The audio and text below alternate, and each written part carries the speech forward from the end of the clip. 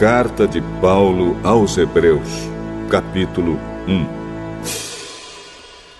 Antigamente, por meio dos profetas, Deus falou muitas vezes e de muitas maneiras aos nossos antepassados. Mas nestes últimos tempos, Ele nos falou por meio do seu Filho. Foi Ele quem Deus escolheu para possuir todas as coisas, e foi por meio dele que Deus criou o universo. O Filho brilha com o brilho da glória de Deus e é a perfeita semelhança do próprio Deus. Ele sustenta o universo com a sua palavra poderosa. E depois de ter purificado os seres humanos dos seus pecados, sentou-se no céu, do lado direito de Deus, o Todo-Poderoso. Assim Deus fez com que o Filho fosse superior aos anjos e lhe deu um nome que é superior ao nome deles. Pois Deus nunca disse a nenhum dos seus anjos: "Você é o meu filho, hoje eu me tornei o seu pai." E também não disse a respeito de nenhum anjo: "Eu serei o pai dele, e ele será o meu filho." Porém, quando Deus enviou ao mundo seu primeiro filho, ele disse: "Que todos os anjos de Deus o adorem." A respeito dos anjos, Deus disse: "Deus faz com que os seus anjos se tornem ventos, e os seus servidores chamas de fogo." Mas a respeito do Filho, ele disse: "O teu reino, ó Deus, vai durar para todo sempre. Tu governarás o teu povo com justiça. Tu amas o bem e odeias o mal.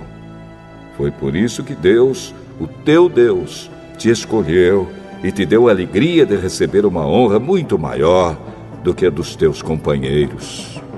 E as Escrituras também dizem: "Tu, Senhor, no começo criaste a terra, e com as tuas próprias mãos fizeste os céus. A terra e o céu vão acabar, mas tu viverás para sempre. Eles ficarão velhos como roupa. Tu os dobrarás como se dobra um casaco, e serão trocados como se troca de roupa. Mas tu és sempre o mesmo, e a tua vida não tem fim." Deus nunca disse a nenhum dos seus anjos: "Sente-se do meu lado direito, até que eu ponha os seus inimigos como estrado debaixo dos seus pés." Então, o que são os anjos? Todos eles são espíritos que servem a Deus, os quais ele envia para ajudar os que vão receber a salvação.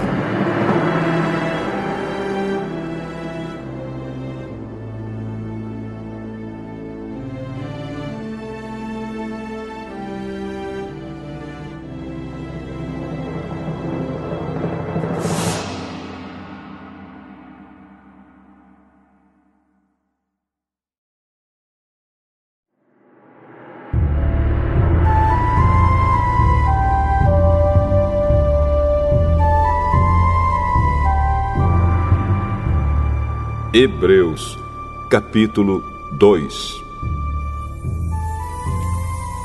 Por isso devemos prestar mais atenção nas verdades que temos ouvido, para não nos desviarmos delas.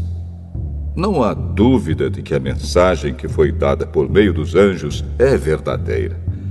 E aqueles que não a seguiram nem foram obedientes a ela, receberam o castigo que mereciam. Sendo assim, como é que nós escaparemos do castigo se desprezarmos uma salvação tão grande? Primeiro, o próprio Senhor Jesus anunciou essa salvação, e depois aqueles que a ouviram nos provaram que ela é verdadeira. Ao mesmo tempo, por meio de sinais de poder, maravilhas e muitos tipos de milagres, Deus confirmou o testemunho deles. E, de acordo com a sua vontade, distribuiu também os dons do Espírito Santo. Pois Deus não deu aos anjos o poder de governar o mundo novo que está por vir, o mundo do qual estamos falando. Pelo contrário, em alguma parte das Escrituras Sagradas alguém afirma: que é um simples ser humano, ó Deus, para que penses nele? Que é o ser mortal para que te preocupes com ele? Tu o colocaste por pouco tempo em posição inferior à dos anjos. Tu lhe deste a glória e a honra de um rei e puseste todas as coisas debaixo do domínio dele. Quando se diz que Deus pôs todas as coisas debaixo do domínio dele, isso quer dizer que nada ficou de fora. Porém, não vemos o ser humano governando hoje todas as coisas. Mas nós vemos Jesus fazendo isso. Por um pouco de tempo, ele foi colocado em posição inferior à dos anjos, para que, pela graça de Deus, ele morresse por todas as pessoas. Agora nós o vemos coroado de glória e de honra por causa da morte que ele sofreu. Pois Deus, que cria e sustenta todas as coisas, fez o que era apropriado e tornou Jesus perfeito por meio do sofrimento. Deus fez isso a fim de que muitos, isto é, os seus filhos, tomassem parte na glória de Jesus. Pois é Jesus quem os guia para a salvação. Jesus purifica as pessoas dos seus pecados, e todos, tanto ele como os que são purificados, têm o mesmo Pai.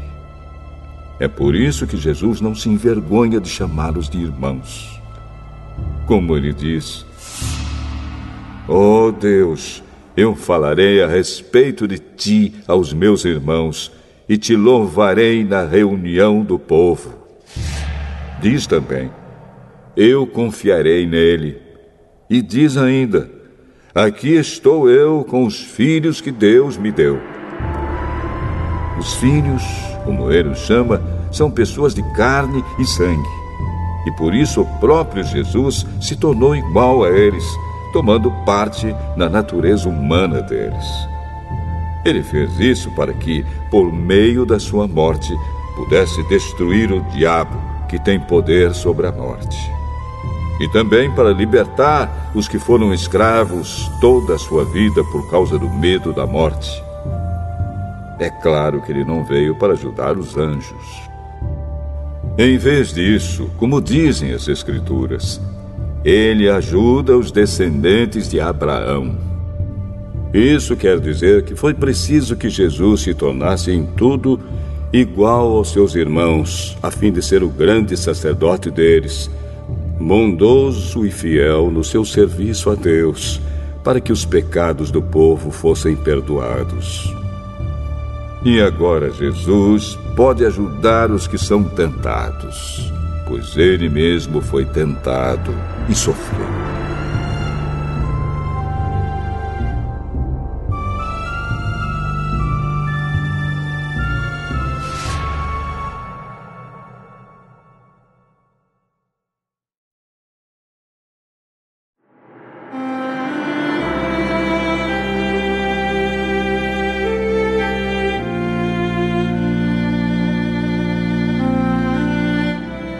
Hebreus, capítulo 3.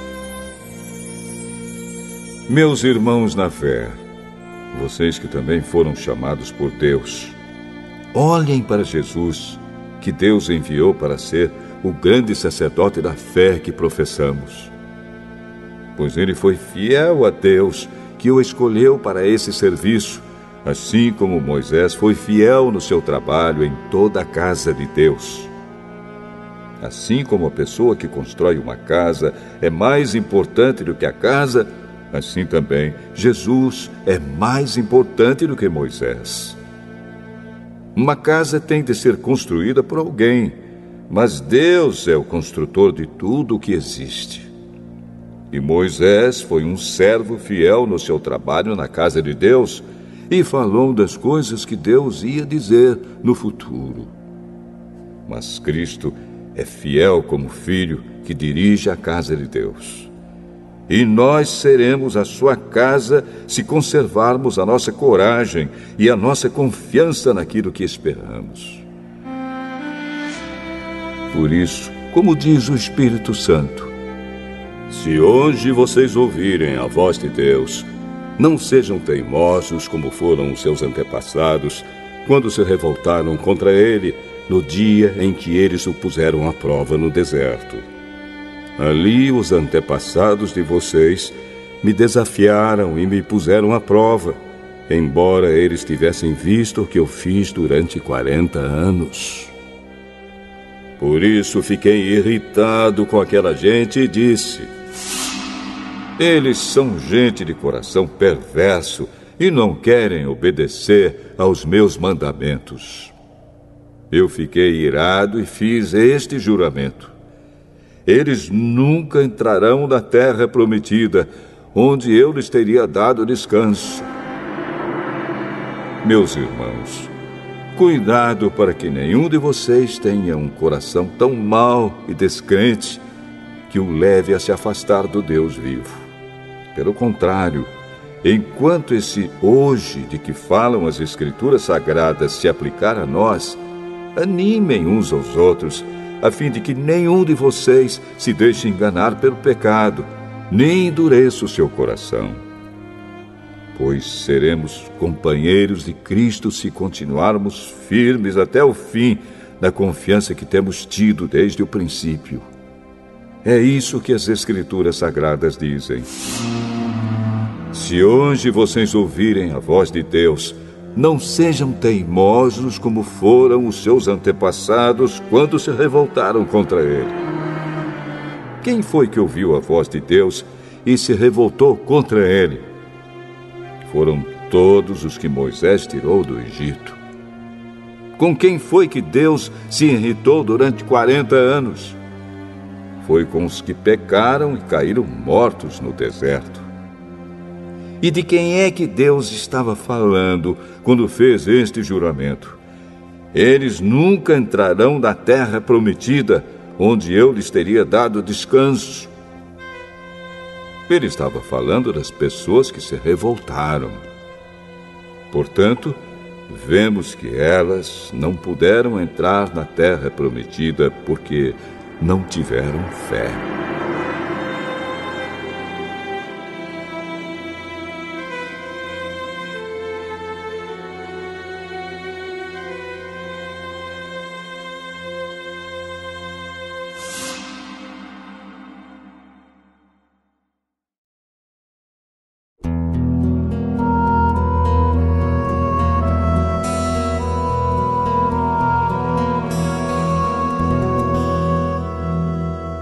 Hebreus, capítulo 4.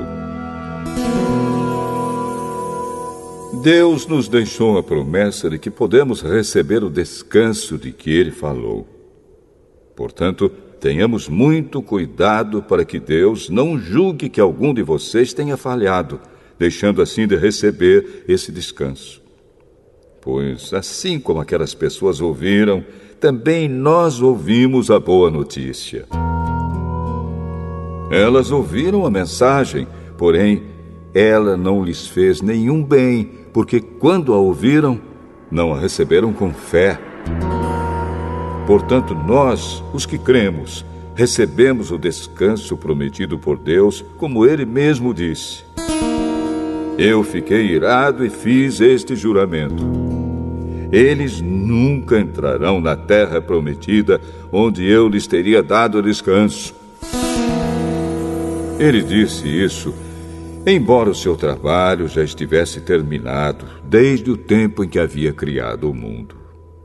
Pois a respeito do sétimo dia está escrito o seguinte em alguma parte das Escrituras Sagradas: no sétimo dia Deus descansou de todo o trabalho que ele havia feito. E o mesmo assunto é repetido: eles nunca entrarão na terra prometida, onde eu lhes teria dado descanso. Aqueles que foram os primeiros a ouvir a boa notícia não tiveram fé e por isso não receberam esse descanso. Portanto, há outros que vão recebê-lo. A prova disso é que Deus marca outro dia chamado hoje. Ele falou disso muitos anos depois, por meio de Davi, no trecho das Escrituras já citado. Se hoje vocês ouvirem a voz de Deus, não sejam teimosos. Se Josué tivesse dado ao povo esse descanso, Deus não teria falado mais tarde a respeito de outro dia. Assim, ainda fica para o povo de Deus um descanso, como o descanso de Deus no 7º dia. Porque quem receber o descanso que Deus prometeu, vai descansar de todos os seus trabalhos, assim como Deus descansou dos trabalhos dele. Portanto, façamos tudo para receber esse descanso, e assim nenhum de nós deixará de recebê-lo, como aconteceu com aquelas pessoas por terem se revoltado. Pois a palavra de Deus é viva e poderosa, e corta mais do que qualquer espada afiada dos dois lados. Ela vai até o lugar mais fundo da alma e do espírito, vai até o íntimo das pessoas e julga os desejos e pensamentos do coração delas. Não há nada que se possa esconder de Deus. Em toda a criação, tudo está descoberto e aberto diante dos seus olhos, e é a Ele que todos nós teremos de prestar contas. Portanto, fiquemos firmes na fé que anunciamos, pois temos um grande sacerdote poderoso, Jesus, o Filho de Deus, o qual entrou na própria presença de Deus. O nosso grande sacerdote não é como aqueles que não são capazes de compreender as nossas fraquezas. Pelo contrário, temos um grande sacerdote que foi tentado do mesmo modo que nós, mas não pecou. Por isso, tenhamos confiança e cheguemos perto do trono divino onde está a graça de Deus. Ali receberemos misericórdia e encontraremos graça sempre que precisarmos de ajuda.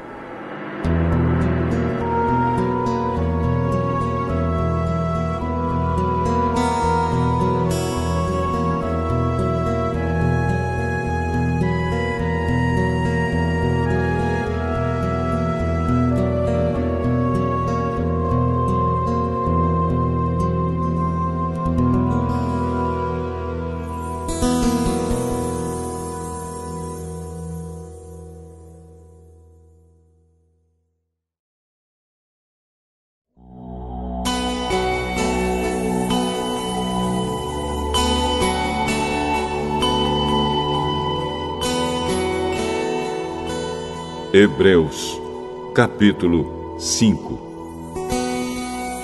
Cada grande sacerdote é escolhido entre os homens e nomeado para servir a Deus em favor do povo, apresentando a Deus ofertas e sacrifícios pelos pecados. Como ele próprio tem as suas fraquezas, pode ter paciência com os ignorantes e com os que cometem erros. E porque ele mesmo é fraco, precisa oferecer sacrifícios não somente pelos pecados do povo, mas também pelos seus próprios pecados. Ninguém escolhe para si mesmo a honra de ser grande sacerdote. É somente pela vontade de Deus que um homem é chamado para ser grande sacerdote, como aconteceu com Arão. Assim também Cristo não tomou para si mesmo a honra de ser grande sacerdote. Foi Deus quem lhe deu essa honra, pois lhe disse: "Você é o meu filho. Hoje eu me tornei o seu pai." Em outro lugar das Escrituras Sagradas, ele também disse: "Você será sacerdote para sempre, na ordem do sacerdócio de Melquisedeque." Durante a sua vida aqui na terra, Cristo, em voz alta e com lágrimas, fez orações e súplicas a Deus, que o podia salvar da morte. E as suas orações foram atendidas porque ele era dedicado a Deus. Embora fosse o Filho de Deus, ele aprendeu, por meio dos seus sofrimentos, a ser obediente. E depois de ser aperfeiçoado, ele se tornou a fonte da salvação eterna para todos os que lhe obedecem. E Deus o nomeou grande sacerdote na ordem do sacerdócio de Melquisedeque. Temos muito o que dizer a respeito desse assunto, mas por que vocês custam a entender as coisas? É difícil explicá-las. Depois de tanto tempo, vocês já deviam ser mestres, mas ainda precisam de alguém que lhes ensine as primeiras lições dos ensinamentos de Deus. Em vez de alimento sólido, vocês ainda precisam de leite. E quem precisa de leite ainda é criança e não tem nenhuma experiência para saber o que está certo ou errado. Porém, a comida dos adultos é sólida, pois eles, pela prática, sabem a diferença entre o que é bom e o que é mau.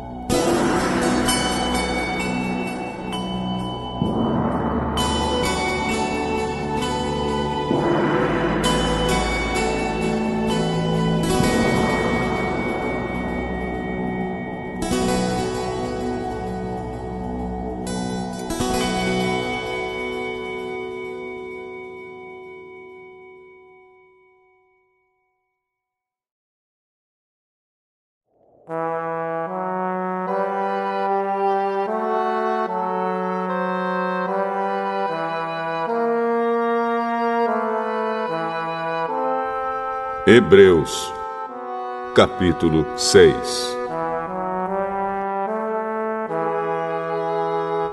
Assim, vamos em frente a fim de chegarmos ao ensinamento de adultos, deixando para trás as primeiras lições da mensagem de Cristo. Nós não vamos colocar de novo as bases dessa mensagem, isto é, a necessidade de abandonar uma vida inútil e de crer em Deus. O ensinamento a respeito dos batismos e da cerimônia de pôr as mãos sobre os cristãos, e a ressurreição dos mortos e o julgamento eterno. Vamos em frente, e se Deus quiser, é isso que faremos. Como é que as pessoas que abandonaram a fé podem se arrepender de novo? Elas já estavam na luz de Deus, já haviam experimentado o dom do céu e recebido a sua parte do Espírito Santo. Já haviam conhecido por experiência que a palavra de Deus é boa e tinham experimentado os poderes do mundo que há de vir. Mas depois abandonaram a fé. É impossível levar essas pessoas a se arrependerem de novo, pois estão crucificando outra vez o Filho de Deus e zombando publicamente dele. Deus abençoa a terra que recebe a chuva, a qual muitas vezes cai sobre ela e produz plantas úteis para aqueles que trabalham nela. Mas a terra que produz mato e espinhos não serve para nada. Ela corre o perigo de ser amaldiçoada por Deus e acaba sendo queimada. Porém, ainda que falemos dessa maneira, meus queridos irmãos, estamos certos de que vocês têm as melhores bênçãos que vêm da salvação. Deus não é injusto. Ele não esquece o trabalho que vocês fizeram, nem o amor que lhe mostraram na ajuda que deram e ainda estão dando aos seus irmãos na fé. O nosso profundo desejo é que cada um de vocês continue com entusiasmo até o fim, para que de fato recebam o que esperam. Não queremos que se tornem preguiçosos, mas que sejam como os que creem e têm paciência, para que assim recebam o que Deus prometeu. Deus fez a promessa a Abraão e jurou cumpri-la. E como não havia ninguém maior do que ele mesmo, Deus jurou pelo seu próprio nome. Ele disse a Abraão: eu prometo que abençoarei você ricamente e lhe darei muitos descendentes. Abraão teve paciência e por isso recebeu o que Deus havia prometido. Quando alguém jura, usa o nome de uma pessoa que é maior do que ele e o juramento acaba com qualquer discussão. Deus quis deixar bem claro aos que iam receber o que ele havia prometido que jamais mudaria sua decisão. Por isso, junto com a promessa, fez o juramento. Portanto, há duas coisas que não podem ser mudadas, e a respeito delas, Deus não pode mentir. E assim nós, que encontramos segurança nele, nos sentimos muito encorajados a nos manter firmes na esperança que nos foi dada. Essa esperança mantém segura e firme a nossa vida, assim como a âncora mantém seguro o barco. Ela passa pela cortina do templo do céu e entra no lugar santíssimo celestial. Foi lá que, para o nosso bem, Jesus entrou antes de nós. E ele se tornou para sempre o grande sacerdote, na ordem do sacerdócio de Melquisedeque.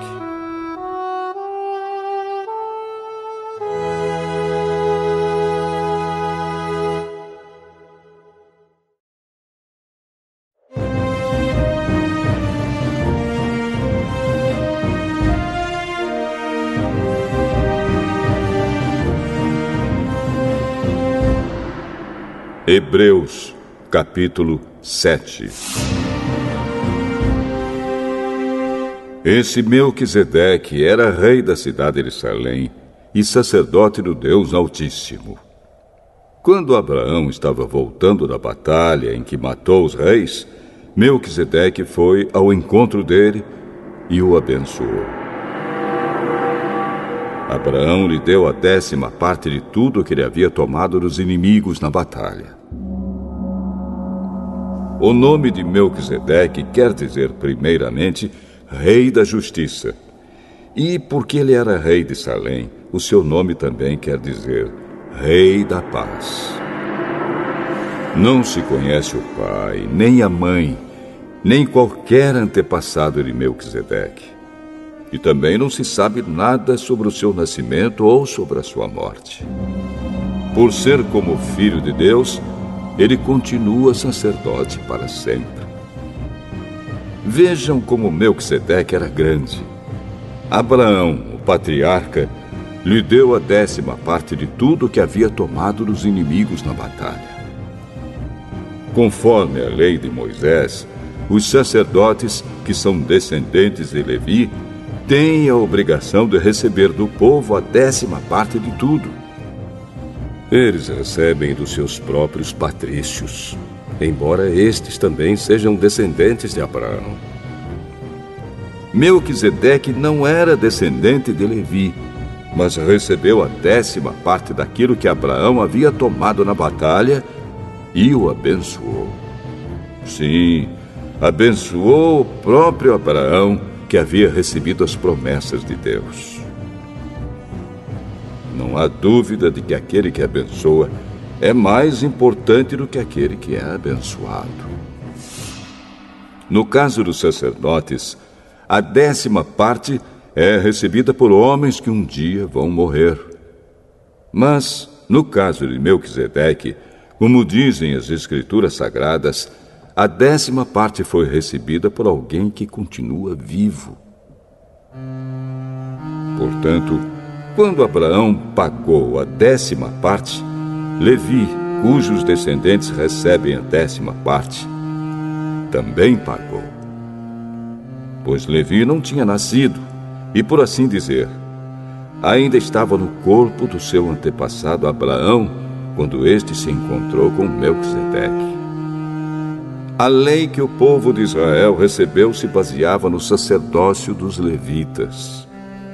Ora, se o trabalho dos sacerdotes levitas tivesse sido perfeito, não haveria necessidade de aparecer outro tipo de sacerdote da ordem do sacerdócio de Melquisedeque e não da ordem de Arão. Pois quando se muda o sacerdócio, a lei também precisa ser mudada. E o nosso Senhor Jesus, a respeito de quem são ditas essas coisas, pertencia a outra tribo. E nenhum membro dessa tribo jamais serviu como sacerdote.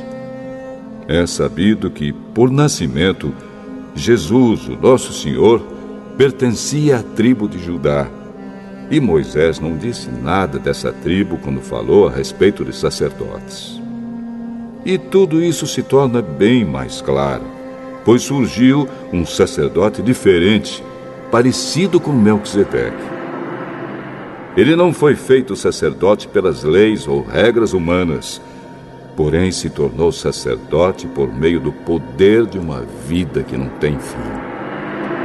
Porque as Escrituras Sagradas dizem: você será sacerdote para sempre, na ordem do sacerdócio de Melquisedeque. Assim a regra antiga foi anulada porque era fraca e inútil, pois a lei não podia aperfeiçoar nada. Mas agora, Deus nos deu uma esperança melhor, por meio da qual chegamos perto dele. Além disso, há o juramento de Deus. Não houve juramento quando os outros se tornaram sacerdotes. Porém, houve juramento quando Jesus se tornou sacerdote, pois Deus lhe disse: o Senhor jurou e não voltará atrás. Ele disse: você será sacerdote para sempre. Portanto, essa diferença também faz com que Jesus seja a garantia de uma aliança melhor. Há ainda outra diferença. Os outros sacerdotes foram muitos porque morriam e não podiam continuar o seu trabalho. Mas Jesus vive para sempre e o seu sacerdócio não passa para ninguém. E por isso ele pode, hoje e sempre, salvar as pessoas que vão a Deus por meio dele, porque Jesus vive para sempre a fim de pedir a Deus em favor delas. Por isso Jesus é o grande sacerdote de que necessitamos. Ele é perfeito e não tem nenhum pecado ou falha. Ele foi separado dos pecadores e elevado acima dos céus. Ele não é como os outros grandes sacerdotes. Não precisa oferecer sacrifícios todos os dias, primeiro pelos seus próprios pecados e depois pelos pecados do povo. Ele ofereceu um sacrifício uma vez por todas, quando se ofereceu a si mesmo. A lei de Moisés escolheu homens que são imperfeitos para serem grandes sacerdotes. Mas, pela promessa feita com juramento, a qual veio depois da lei de Moisés, Deus escolhe o Filho que se tornou perfeito para sempre.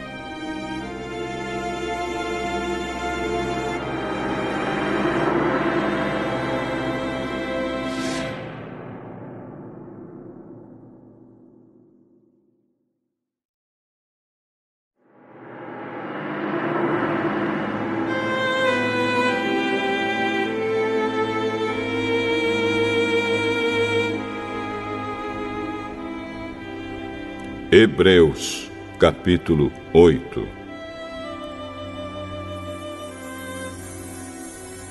A coisa mais importante de tudo o que estamos dizendo tem a ver com o sacerdote que nós temos.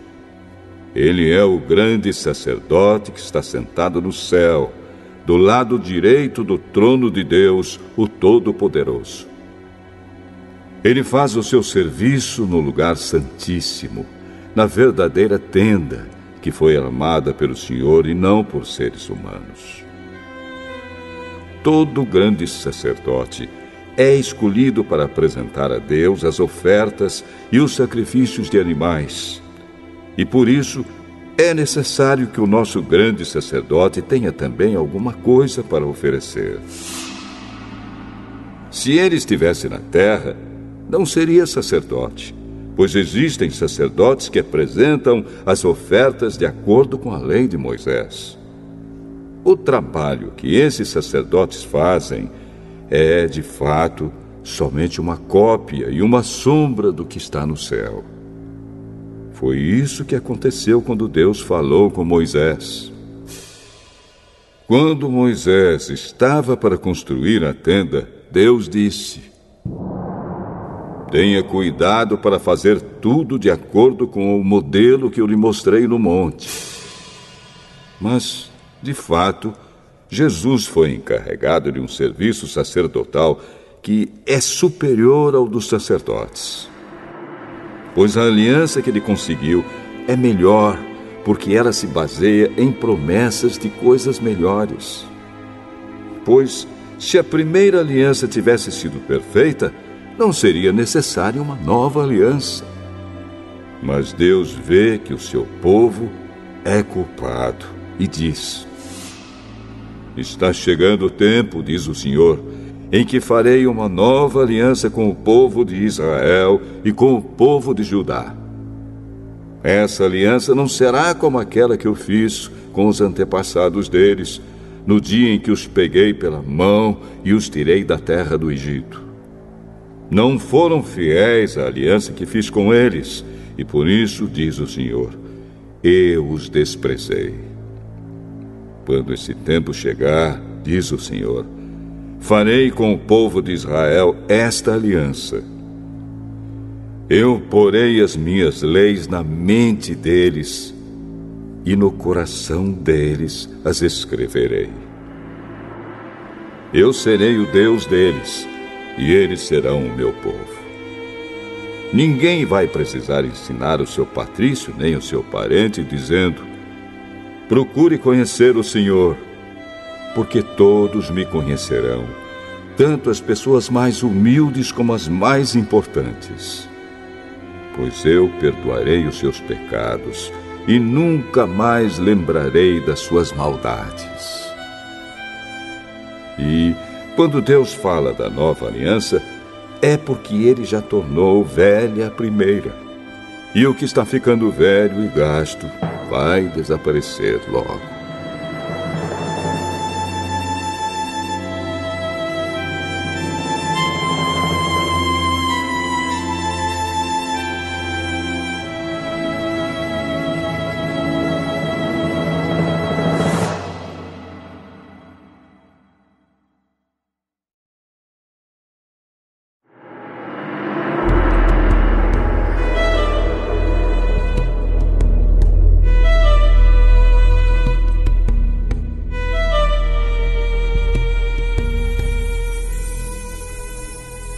Hebreus, capítulo 9.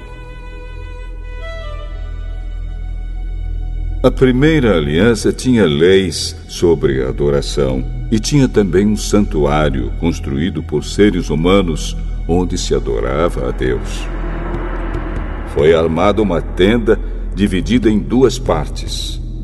Na parte da frente, chamada Lugar Santo, ficavam o candelabro e a mesa com os pães oferecidos a Deus. Atrás da segunda cortina ficava a parte que era chamada de Lugar Santíssimo. Ali estava colocado o altar de ouro, onde era queimado o incenso, e também estava colocada a Arca da Aliança, toda coberta de ouro. Dentro da arca estavam a vasilha de ouro com o maná, o bastão de Arão, do qual tinham saído brotos, e as duas placas de pedra com os mandamentos escritos nelas. Em cima da arca, representando a presença divina, estavam os querubins, com as suas asas abertas sobre o lugar onde os pecados eram perdoados. Mas agora não é o momento de explicar os detalhes dessas coisas. Depois de tudo isso ter sido preparado, os sacerdotes entram todos os dias na parte da frente da tenda, que é o lugar santo, para cumprir os seus deveres religiosos. Mas somente o grande sacerdote entra na parte de trás, que é o lugar santíssimo, e isso apenas uma vez por ano. Ele oferece a Deus o sangue de animais em favor de si mesmo e também pelos pecados que o povo cometeu sem saber que estava pecando. Por meio disso tudo, o Espírito Santo nos ensina de modo bem claro que a entrada para o lugar santíssimo ainda não foi aberta enquanto a parte da frente, que é o lugar santo, continuar sendo usada. Isso é um símbolo para hoje. Quer dizer que as ofertas e os sacrifícios de animais oferecidos a Deus não tornam perfeito o coração das pessoas que o adoram. Essas ofertas e sacrifícios têm a ver somente com comida, com bebida e com várias cerimônias de purificação. São regras externas que têm valor somente até que Deus renove todas as coisas. Mas Cristo veio como o grande sacerdote das coisas boas que já estão aqui. A tenda em que ele serve é melhor e mais perfeita, e não foi construída por seres humanos, isto é, não é deste mundo. Quando Cristo veio e entrou uma vez por todas no lugar santíssimo, ele não levou consigo sangue de bodes ou de bezerros para oferecer como sacrifício.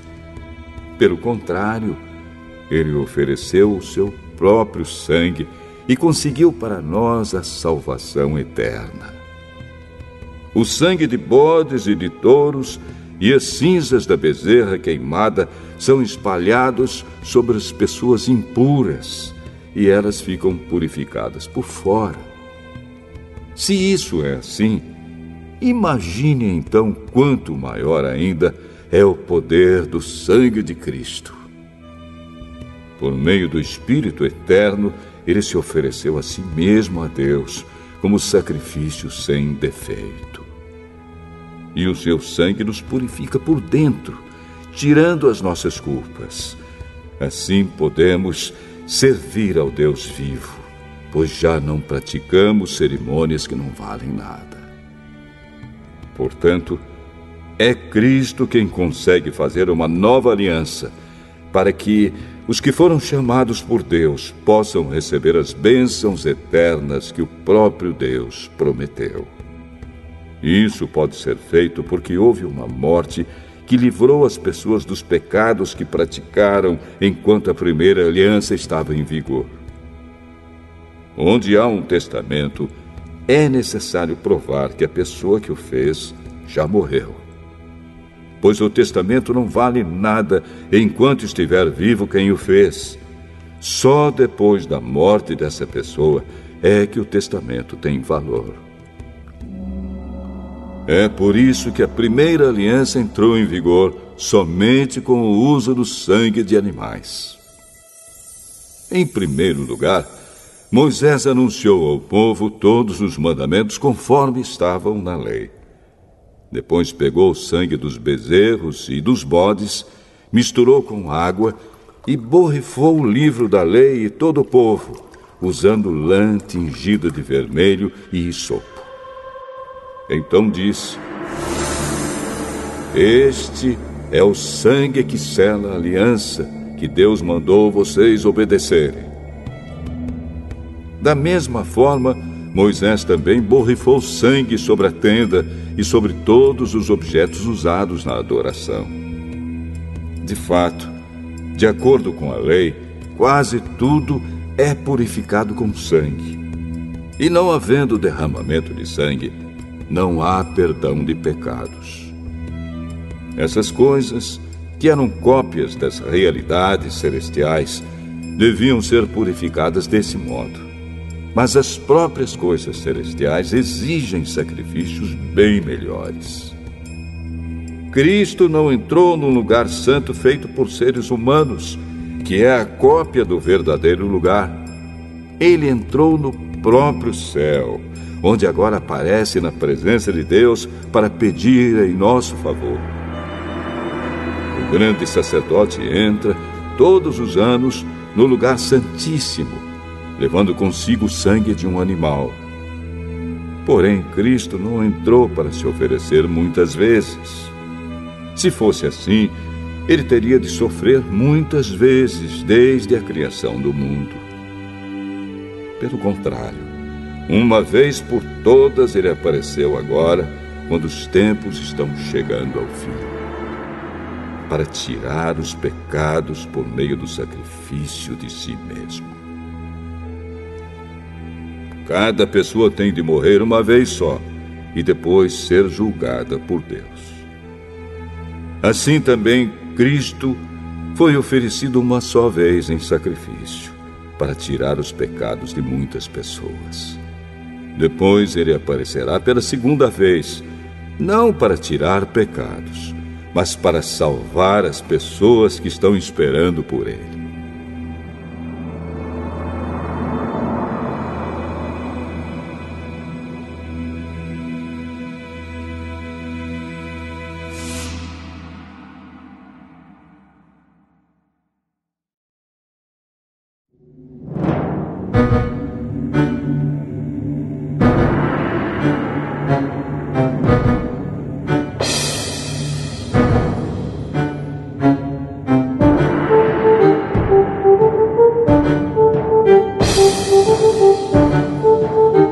Hebreus, capítulo 10. A lei dada por Moisés não é um modelo completo e fiel das coisas verdadeiras. É apenas uma sombra das coisas boas que estão para vir. Os mesmos sacrifícios são oferecidos sempre, ano após ano. Portanto, como pode a lei, por meio desses sacrifícios, aperfeiçoar as pessoas que chegam perto de Deus? Se as pessoas que adoram a Deus tivessem sido purificadas dos seus pecados, não se sentiriam mais culpadas de nenhum pecado, e todos os sacrifícios terminariam. Em vez disso, esses sacrifícios, realizados ano após ano, servem para fazer com que as pessoas lembrem dos seus pecados. Pois o sangue de touros e de bodes não pode, de modo nenhum, tirar os pecados de ninguém. Por isso, Cristo, ao entrar no mundo, disse: Tu, ó Deus, não queres animais oferecidos em sacrifícios, nem ofertas de cereais, mas preparaste um corpo para mim. Não te agradam as ofertas de animais queimados inteiros no altar, nem os sacrifícios oferecidos para tirar pecados. Então eu disse: Estou aqui, ó Deus. Venho fazer a tua vontade, assim como está escrito a meu respeito no livro da lei. Primeiro ele disse: Tu não queres sacrifícios ou ofertas de animais, e não te agradam as ofertas dos animais queimados inteiros no altar, nem os sacrifícios oferecidos para tirar pecados. Ele disse isso embora todos os sacrifícios sejam oferecidos de acordo com a lei. Depois ele disse: Estou aqui, ó Deus, para fazer a tua vontade. Assim Deus acabou com todos os antigos sacrifícios e pôs no lugar deles o sacrifício de Cristo.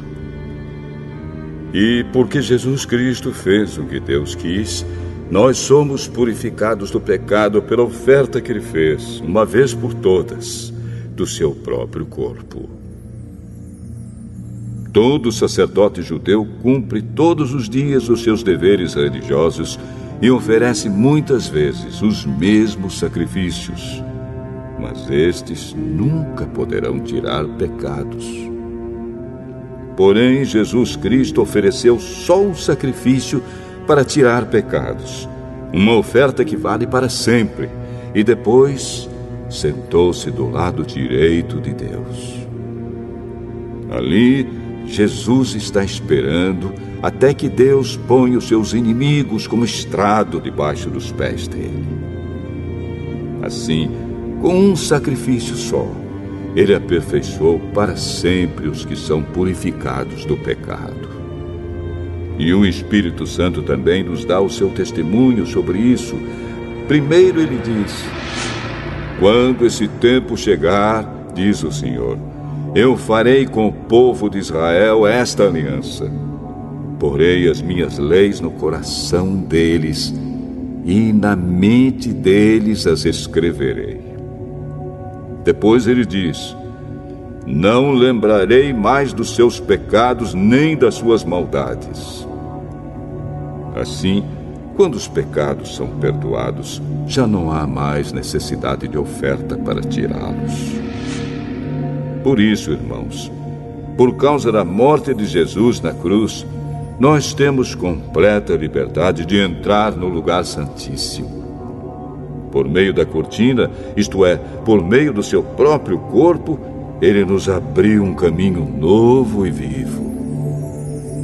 Nós temos um grande sacerdote para dirigir a casa de Deus. Portanto, cheguemos perto de Deus com um coração sincero e uma fé firme, com a consciência limpa das nossas culpas e com o corpo lavado com a água pura. Guardemos firmemente a esperança da fé que professamos, pois podemos confiar que Deus cumprirá as suas promessas. Pensemos uns nos outros, a fim de ajudarmos todos a terem mais amor e a fazerem o bem. Não abandonemos, como alguns estão fazendo, o costume de assistir às nossas reuniões. Pelo contrário, animemos uns aos outros, e ainda mais agora que vocês veem que o dia está chegando. Pois, se continuarmos a pecar de propósito, depois de conhecer a verdade, já não há mais sacrifício que possa tirar os nossos pecados. Pelo contrário, resta apenas o medo do que acontecerá. Medo do julgamento e do fogo violento que destruirá os que são contra Deus. Quem desobedece à lei de Moisés é condenado sem dó à morte, se for julgado culpado depois de ouvido o testemunho de 2 pessoas, pelo menos. Então, o que será que vai acontecer com os que desprezam o Filho de Deus e consideram como coisa sem valor o sangue da aliança de Deus, que os purificou? E o que acontecerá com quem insulta o Espírito de Deus, que o ama? Imaginem como será pior ainda o castigo que essa pessoa vai merecer. Pois sabemos quem foi que disse: eu me vingarei, eu acertarei contas com eles. E quem também disse: o Senhor julgará o seu povo. Que coisa terrível é cair nas mãos do Deus vivo. Lembrem do que aconteceu no passado. Naqueles dias, depois que a luz de Deus os iluminou, vocês sofreram muitas coisas, mas não foram vencidos na luta. Alguns foram insultados e maltratados publicamente, e em outras ocasiões vocês estavam prontos para tomar parte no sofrimento dos que foram tratados assim. Vocês participaram do sofrimento dos prisioneiros. E quando tudo o que vocês tinham foi tirado, vocês suportaram isso com alegria, porque sabiam que possuíam uma coisa muito melhor, que dura para sempre. Portanto, não percam a coragem, pois ela traz uma grande recompensa. Vocês precisam ter paciência para poder fazer a vontade de Deus e receber o que Ele promete. Pois, como Ele diz nas Escrituras Sagradas, um pouco mais de tempo, um pouco mesmo, e virá aquele que tem de vir. Ele não vai demorar. E todos aqueles que eu aceito terão fé em mim e viverão. Mas, se uma pessoa voltar atrás, eu não ficarei contente com ela. Nós não somos gente que volta atrás e se perde. Pelo contrário, temos fé e somos salvos.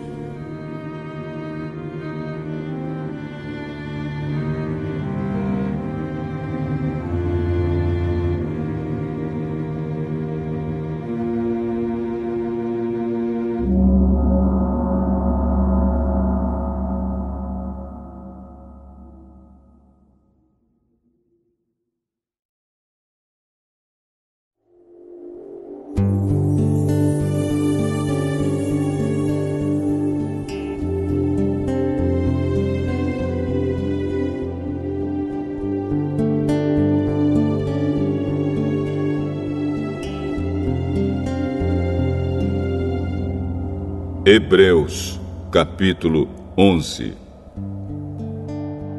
A fé é a certeza de que vamos receber as coisas que esperamos e a prova de que existem coisas que não podemos ver. Foi pela fé que as pessoas do passado conseguiram a aprovação de Deus. É pela fé que entendemos que o universo foi criado pela palavra de Deus e que aquilo que pode ser visto foi feito daquilo que não se vê. Foi pela fé que Abel ofereceu a Deus um sacrifício melhor do que o de Caim.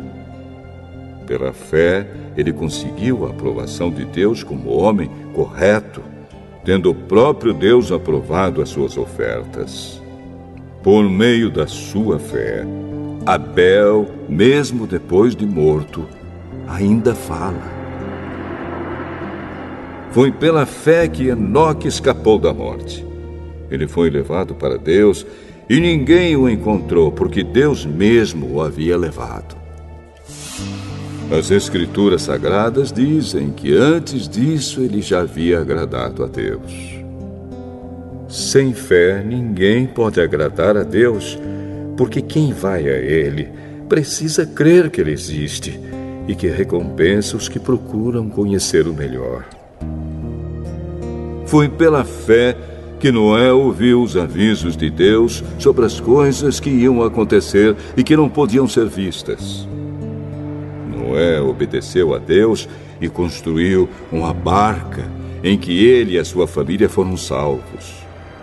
Assim, Noé condenou o mundo e recebeu de Deus a aprovação que vem por meio da fé. Foi pela fé que Abraão, ao ser chamado por Deus, obedeceu e saiu para uma terra que Deus lhe prometeu dar. Ele deixou o seu próprio país sem saber para onde ia.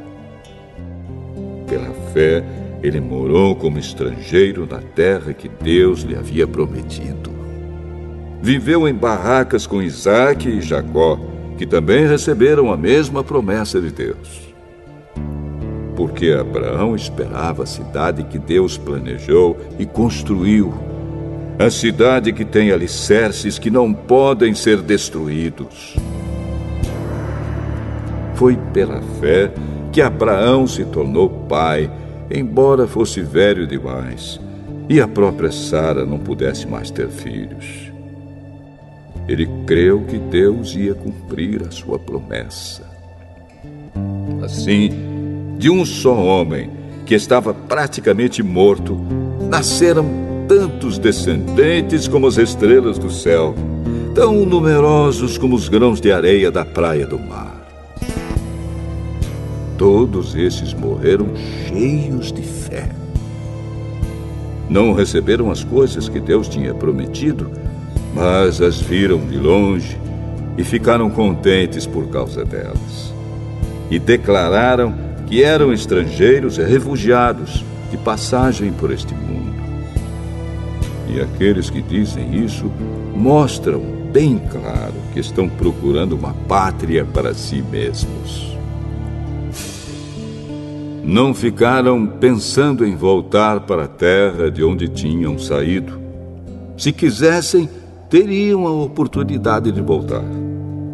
Mas, pelo contrário, estavam procurando uma pátria melhor, a pátria celestial. E Deus não se envergonha de ser chamado de o Deus deles, porque Ele mesmo preparou uma cidade para eles. Foi pela fé que Abraão, quando Deus o quis pôr à prova, ofereceu seu filho Isaque em sacrifício. Deus tinha prometido muitos descendentes a Abraão, mas mesmo assim ele estava pronto para oferecer o seu único filho em sacrifício. Deus lhe tinha dito: por meio de Isaque é que você terá descendentes. Abraão reconhecia que Deus era capaz de ressuscitar Isaque, e por assim dizer, Abraão tornou a receber da morte o seu filho Isaque. Foi pela fé que Isaque prometeu bênçãos para o futuro a Jacó e a Esaú. Foi pela fé que Jacó, pouco antes de morrer, abençoou os filhos de José. Ele se apoiou na sua bengala e adorou a Deus. Foi pela fé que José, quando estava para morrer, falou da saída dos israelitas do Egito e deu ordens sobre o que deveria ser feito com o seu corpo.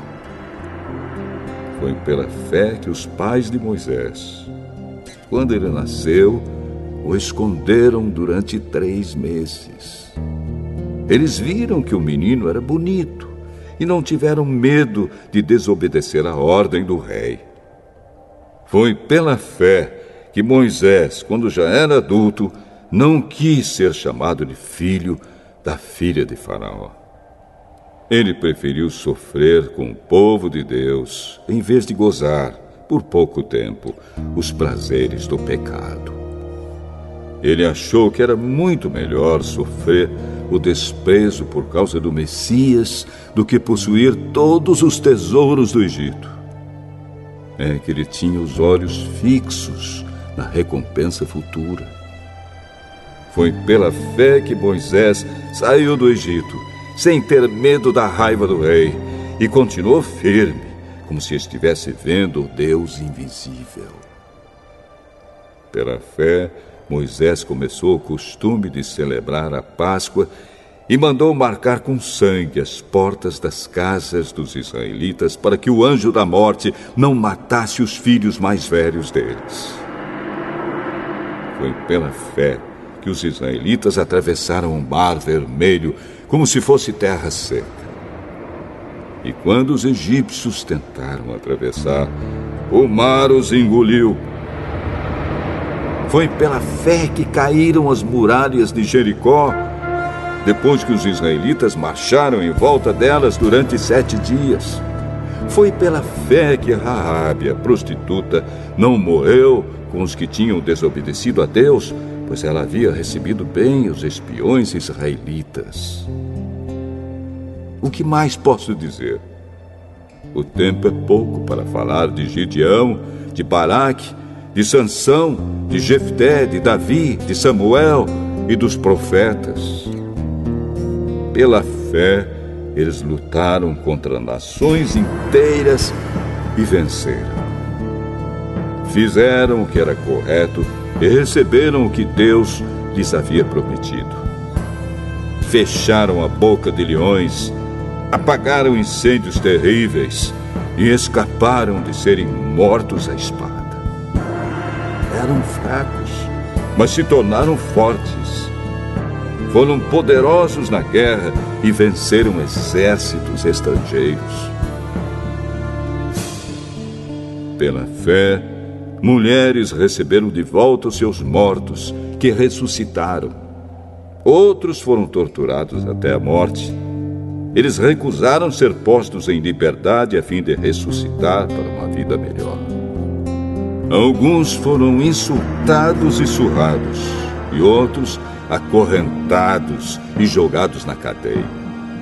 Outros foram mortos a pedradas, outros cerrados pelo meio, e outros mortos à espada. Andaram de um lado para outro vestidos de peles de ovelhas e de cabras. Eram pobres, perseguidos e maltratados. Andaram como refugiados pelos desertos e montes vivendo em cavernas e em buracos na terra. O mundo não era digno deles. Porque creram, todas essas pessoas foram aprovadas por Deus, mas não receberam o que Ele havia prometido. Pois Deus tinha preparado um plano ainda melhor para nós, a fim de que somente conosco elas fossem aperfeiçoadas.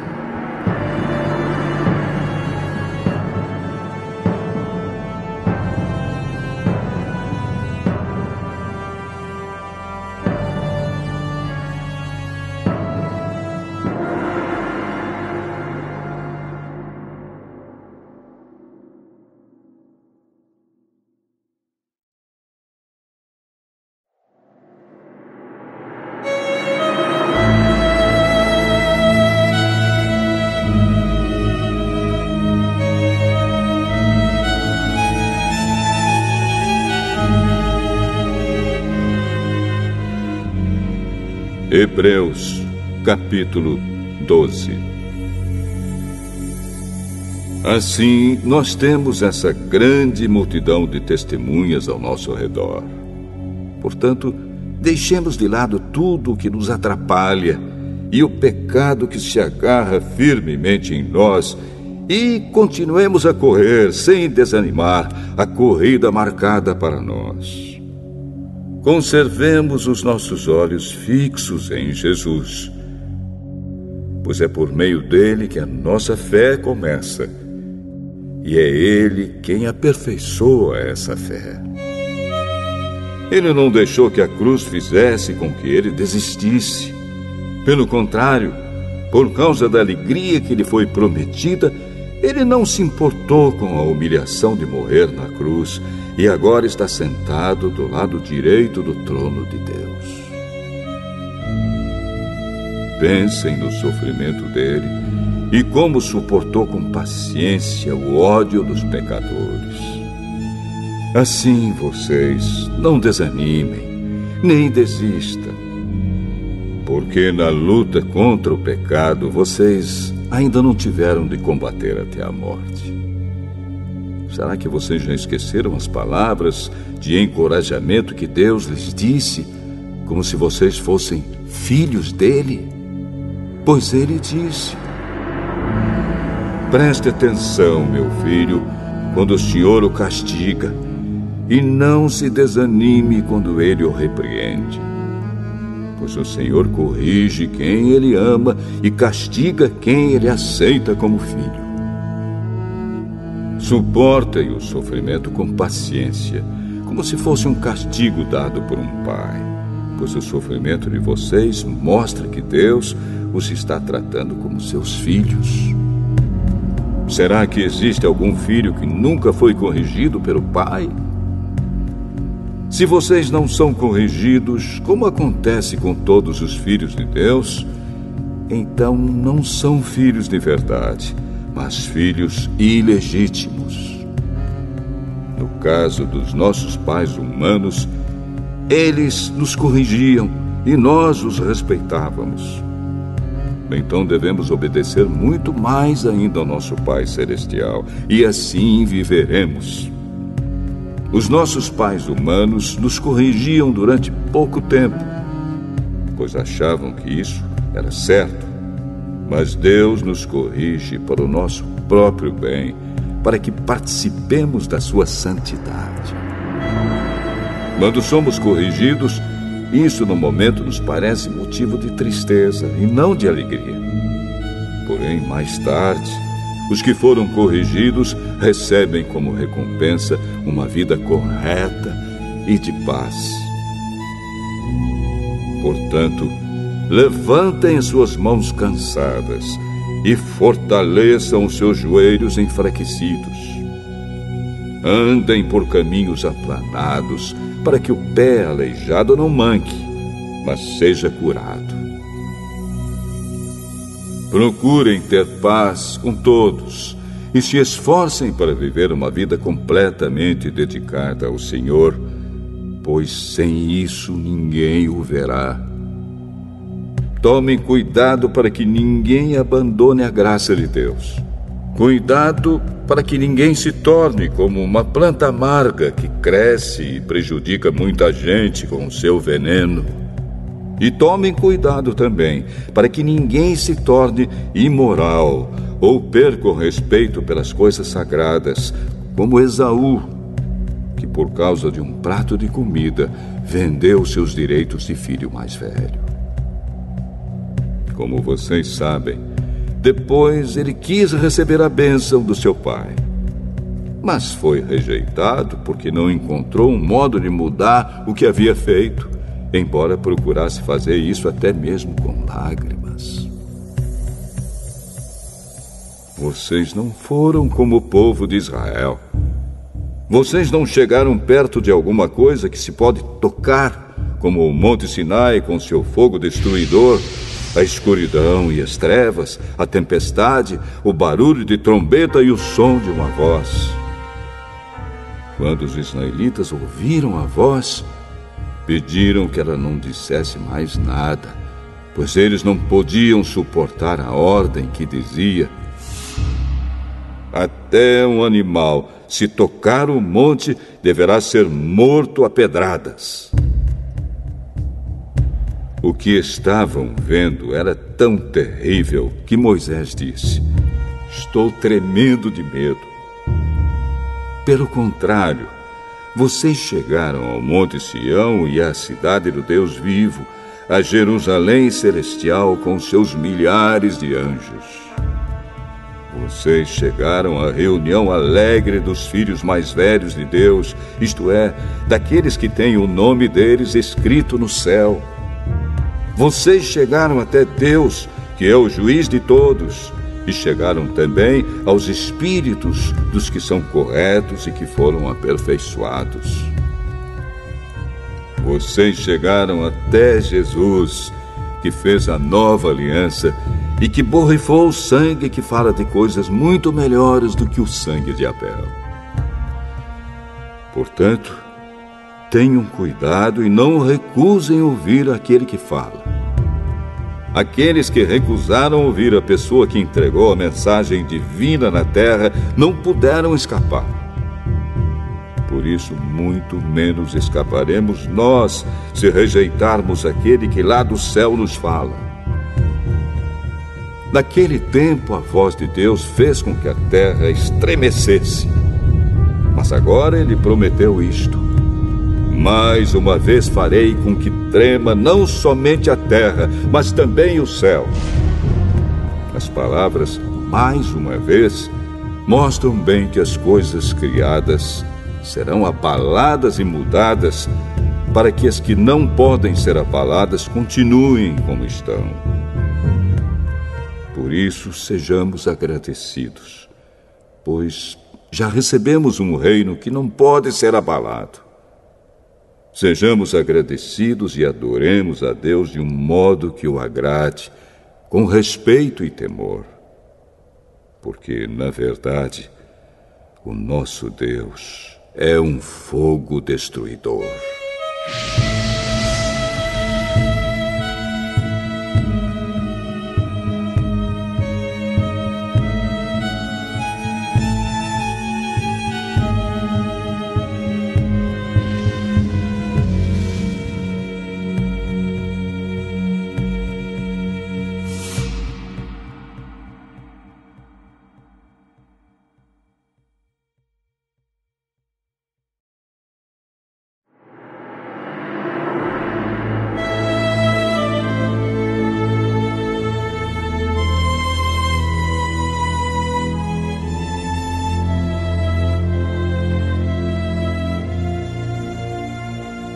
Hebreus, capítulo 13. Continuem a amar uns aos outros como irmãos em Cristo. Não deixem de receber bem aqueles que vêm à casa de vocês, pois alguns que foram hospitaleiros receberam anjos sem saber.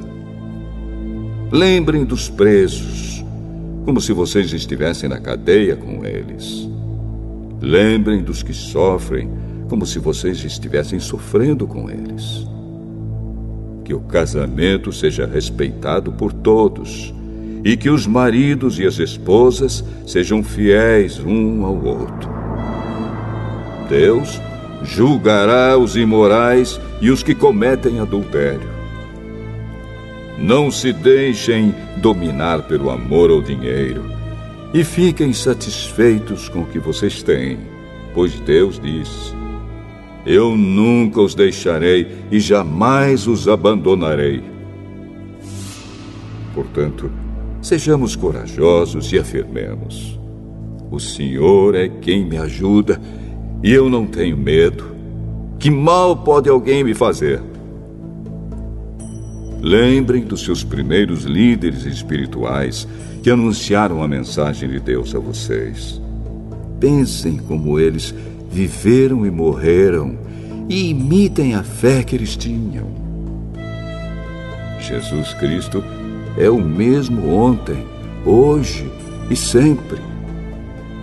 Não se deixem levar por ensinamentos diferentes e estranhos que tiram vocês do caminho certo. É bom sermos espiritualmente fortes por meio da graça de Deus e não por meio da obediência a regras sobre alimentos. Pois os que obedecem a essas regras não têm sido ajudados por elas. Os sacerdotes que servem no templo não têm o direito de comer do sacrifício que é oferecido sobre o nosso altar. O grande sacerdote leva o sangue de animais para dentro do lugar santíssimo, a fim de oferecê-lo como sacrifício pelos pecados. Mas os corpos dos animais são queimados fora do acampamento. Por isso, Jesus também morreu fora da cidade de Jerusalém para, com o seu próprio sangue, purificar o povo dos seus pecados. Portanto, vamos para perto de Jesus, fora do acampamento, e soframos a mesma desonra que ele sofreu. Porque neste mundo não temos nenhuma cidade que dure para sempre. Pelo contrário, procuramos a cidade que virá depois. Por isso, por meio de Jesus Cristo, ofereçamos sempre louvor a Deus. Esse louvor é o sacrifício que apresentamos, a oferta que é dada por lábios que confessam a sua fé nele. Não deixem de fazer o bem e de ajudar uns aos outros, pois são esses os sacrifícios que agradam a Deus. Obedeçam aos seus líderes e sigam as suas ordens, pois eles cuidam sempre das necessidades espirituais de vocês, porque sabem que vão prestar contas disso a Deus. Se vocês obedecerem, eles farão o trabalho com alegria. Mas, se vocês não obedecerem, eles trabalharão com tristeza. E isso não ajudará vocês em nada. Continuem a orar por nós. Temos certeza de que a nossa consciência está limpa, pois sempre queremos fazer o que é correto. E peço a vocês, de modo todo especial, que orem para que Deus me mande de volta a vocês o mais depressa possível. Deus ressuscitou o nosso Senhor Jesus, que por causa da sua morte na cruz, é o grande pastor do rebanho. E é por meio do sangue de Jesus que a aliança eterna é selada. Que o Deus de paz lhes dê tudo de bom que vocês precisam para fazer a sua vontade. E que Ele, por meio de Jesus Cristo, faça em nós tudo o que lhe agrada. E a Cristo seja dada a glória para todo sempre. Amém. Meus irmãos, peço que escutem com paciência essas palavras de ânimo, pois esta carta que escrevi não é muito longa. Quero que saibam que o nosso irmão Timóteo já saiu da cadeia. Se ele vier logo, Eu o levarei comigo quando for ver vocês. Saudações a todos os líderes da igreja daí e a todo o povo de Deus. Os irmãos da Itália também mandam saudações a vocês. Que a graça de Deus esteja com todos vocês.